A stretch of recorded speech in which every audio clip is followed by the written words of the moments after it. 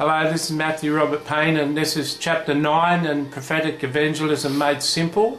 And this is chapter is called Can All People Do It?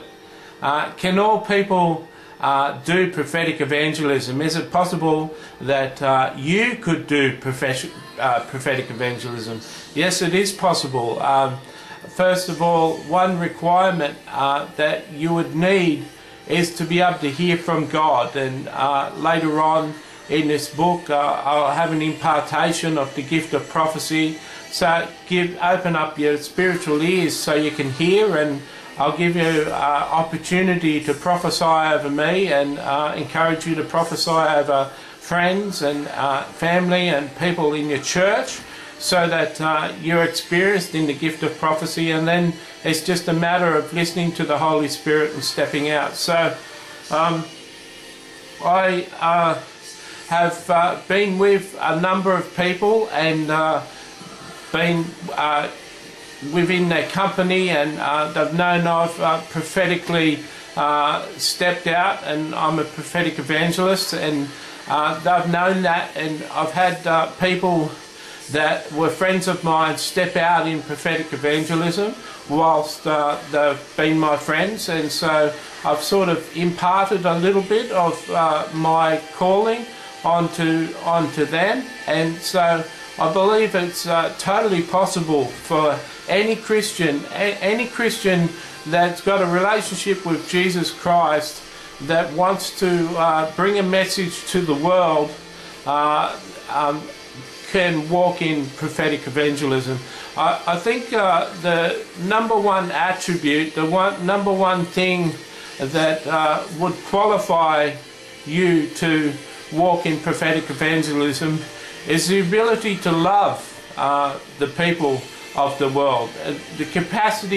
Having the capacity to love people, to love the lost, to love people who are walking down the street day by day, and if they continue walking in the direction they're walking, that they'll end up in hell. Having the ability to love those people and want to break through to those people and share with them some message of hope that will put them on a bit of a detour towards God. And that's essentially what you're doing. You're rescuing people from the jaws of hell. You're putting direction into people to direct them towards the things of God. And like I've said a number of times, you don't have to be saving every person, and that sort of takes the pressure off you. You simply have to deliver the message that Jesus had for you.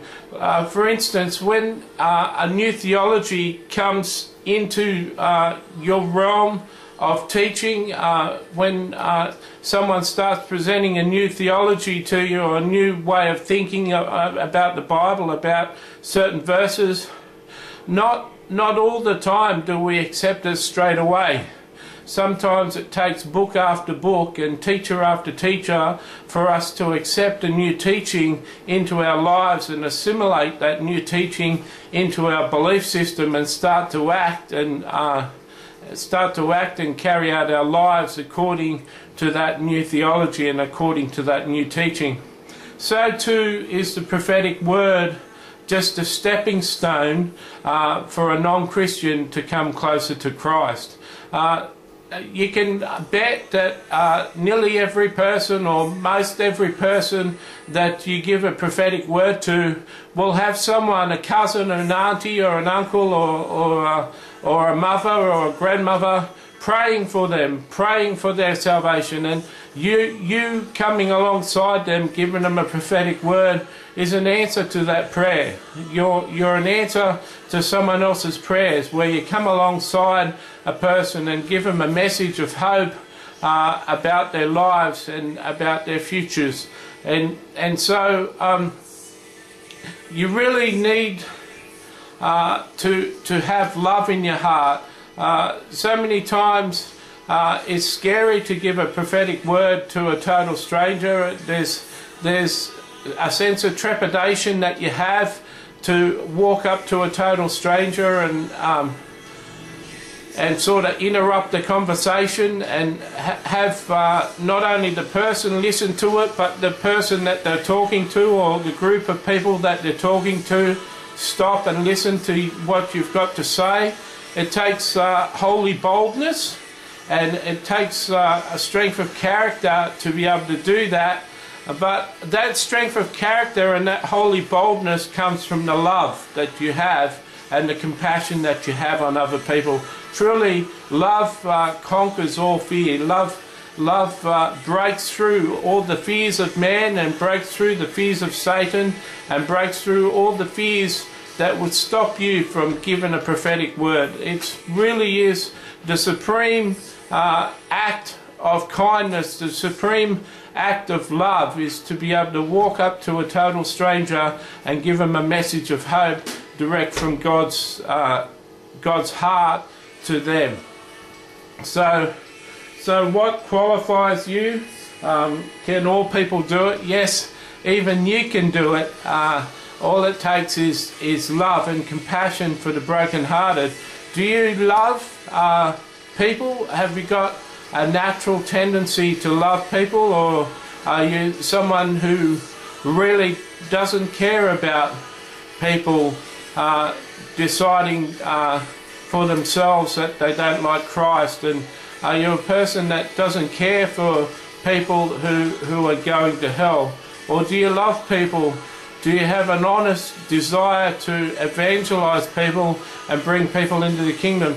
The very fact that you're listening to this, very fact that you're reading this book shows to me that you've got a keen interest in evangelizing people through the prophetic. You wouldn't get so far into a book and get so many pages into a book if you didn't have a keen love for people and a keen desire to reach people through prophetic evangelism. So you're more than qualified, and it's not the number of pages that you read in this book that will qualify you. It's not the amount of hours that you spend in prayer that will qualify you. It's not the amount of Bible passages that you know off heart that will qualify you. What qualifies you to be a prophetic evangelism expert is your ability to love people. It really is, it truly is the number one thing that qualifies you to do prophetic evangelism with any success, is that you have abounding love for other people. And so I think I've enforced that and qualified that in many ways, and I'll see you in the next chapter.